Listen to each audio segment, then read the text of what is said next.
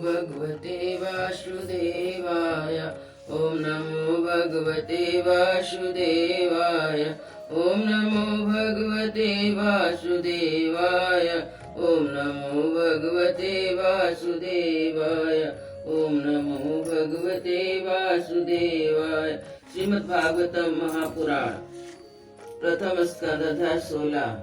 परीक्षित की दिग्विजय तथा धर्म और पृथ्वी का संवाद। सूत जी कहते हैं, सौनक जी, पांडव के महाप्रयाग पश्चात भगवान के परम भक्त राजा परीक्षित श्रेष्ठ ब्राह्मणों की शिक्षा के अनुसार पृथ्वी का शासन करने लगे। उनके जन्म के समय ज्योतिषियों ने उनके संबंध में जो कुछ कहा था, वास्तव में सभी महान गुण उनमें विद्यमान थे। उन्होंने उत्तर की पुत्री इरावती से विवाह किया। उससे उन्होंने जन्मेजय आदि 4 पुत्र उत्पन्न किए तथा कृपाचार्य को आचार्य बनाकर उन्होंने गंगा के तट पर 3 अश्वमेध यज्ञ किए, जिनमें ब्राह्मणों को पुष्कल दक्षिणा दी गई। उन यज्ञों में देवताओं ने प्रत्यक्ष रूप से प्रकट होकर अपना भाग ग्रहण किया था। एक बार दिग्विजय करते समय उन्होंने देखा कि शुद्ध के रूप में कलिकाल राजा का वेश धारण करके गाय और बैल के जोड़े को ठोकरों से मार रहा है। तब उन्होंने उसे बलपूर्वक पकड़कर दंड दिया। सौनक जी ने पूछा, महाभागवान सूत जी, दिग्विजय के समय महाराज परीक्षित ने कलयुग को दंड देकर ही क्यों छोड़ दिया, मार क्यों नहीं डाला? क्योंकि राजा का वेश धारण करने पर भी था तो वह अधम शूद्र ही जिसने गाय को लात मारा था। यदि यह प्रसंग भगवान श्री कृष्ण की लीला से अथवा उनके चरण कमलों के मकरंद रस का पान करने वाले रसिक मानवों से संबंध रखता है तो अवश्य कहिए। दूसरे व्यर्थ की बात से क्या लाभ, उनमें तो वायु व्यर्थ नष्ट होती है। प्यारे सूत जी, जो लोग चाहते हैं तो मोक्ष, परंतु अल्प आयु होने के कारण मृत्यु से ग्रस्त हो रहे हैं, उनके कल्याण के लिए भगवान यम का हवन करके उन्हें यहाँ शांति कर्म में नियुक्त कर दिया गया है। जब तक यमराज यहाँ इस कर्म में नियुक्त है, तब तक किसी की मृत्यु नहीं होगी। मृत्यु से ग्रस्त मनुष्य लोग के जीव भी मनुष्य भगवान की सुधा तो लीला कथा का पान कर सके, इसलिए महर्षि भगवान यम को यहाँ बुलाया है। एक तो थोड़ी आयु और दूसरे कम समझ, ऐसे अवस्था में संसार के मन भाग विषयी पुरुषों की आयु व्यर्थ बीती जा रही है। दिन में रात और व्यर्थ के कामों में दिन। सूत जी ने कहा, जिस समय राजा परीक्षित कुरुंजांगल देश में सम्राट के रूप में निवास कर रहे थे, उसी समय उन्होंने सुना कि मेरी सेना द्वारा सुरक्षित प्रजा में कलयुग प्रवेश हो गया है। इस समाचार से दुख तो अवश्य हुआ, परंतु यह सोचकर कि युद्ध करने का अवसर हाथ लगा है, वे उतने दुखी नहीं हुए। इसके बाद युद्धवीर परीक्षित ने धनुष हाथ में लिया और वे श्याम वर्ण के घोड़े से जुते हुए सिंह की ध्वजा वाले सुसज्जित रथ पर सवार होकर दिग्विजय करने के लिए नगर से बाहर निकले। उस समय रथ, हाथी, घोड़े और पैदल सेना उनके साथ साथ चल रही थी। उन्होंने भद्रास, केतुमाल, भारत, उत्तर कुरु, किम पुरुष आदि सभी वर्षों को जीतकर सभी राज्यों को जीतकर वहां के राजाओं से भेंट ली। उन्होंने उन देशों में सर्वत्र अपने पूर्वज महात्माओं का सुयज्ञ सुनने को मिला। उस यशोगान से पथ पथ पर भगवान श्री कृष्ण की महिमा प्रकट होती थी। इसके साथ उन्हें यह भी सुनने को मिलता था कि भगवान श्री कृष्ण ने अश्वत्थामा के ब्रह्मास्त्र की ज्वाला से किस प्रकार उनकी रक्षा की थी। यदुवंशी और पांडवों में परस्पर इतना प्रेम था तथा भगवान पांडव की भगवान श्री कृष्ण में कितनी भक्ति थी। जो लोग उन्हें यह चरित्र सुनाते, उन पर महामना राजा परीक्षित बहुत प्रसन्न होते। उनके नेत्र प्रेम से खिल उठते। वे बड़ी उदारता से उन्हें बहुमूल्य वस्त्र और मणियों के हार उपहार स्वरूप देते थे। वे सुनते ही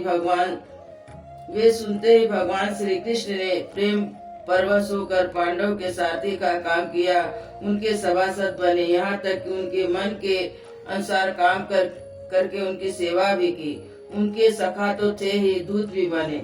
वे रात को शस्त्र ग्रहण करके विरासन में बैठ जाते और शिविर पर पहरा देते। उनके पीछे पीछे चलते, स्तुति करते तथा प्रणाम करते। इतना ही नहीं, अपने प्रेमी पांडव के चरणों में उन्होंने सारे जगत को झुका दिया।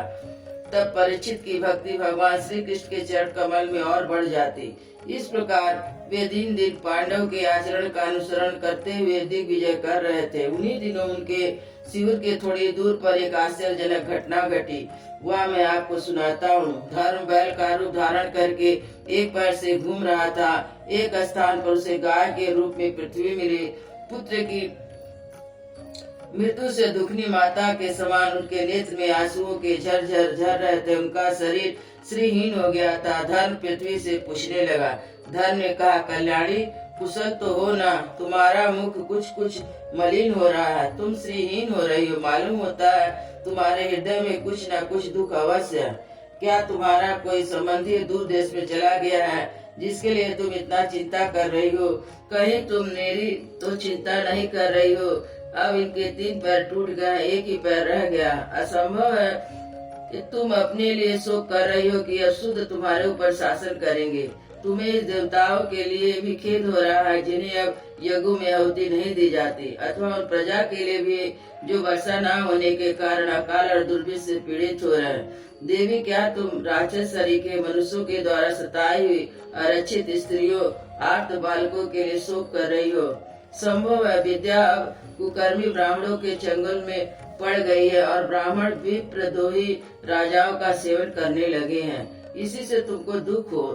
आज के नाम मात्र के राजा तो 16 आने कलयुगी हो गए हैं। उन्होंने बड़े बड़े देशों को भी उजाड़ डाला है। क्या तुम उन राजाओं या देशों के लिए शोक कर रही हो?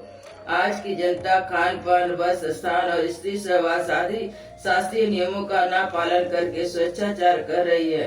क्या इसके लिए तुम दुखी हो? माँ पृथ्वी, अब समझ में आया, हो ना हो तुम भगवान श्री कृष्ण की याद कर रही होगी, क्योंकि उन्होंने तुम्हारा भार उतारने के लिए अवतार लिया था और ऐसी लीलाएं की थी जो मुझको भी अवलंबन है।